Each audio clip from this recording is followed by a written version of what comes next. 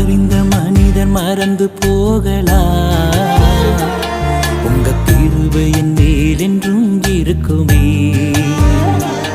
என்னை அறிந்த மனிதர் மறந்து போகலாம், உங்க கிருபை என் மேல் என்றும் இருக்குமே. என் அக்கிரமங்களை சிலுவையில் சுமந்தீ, அபிஷேகத்தாலே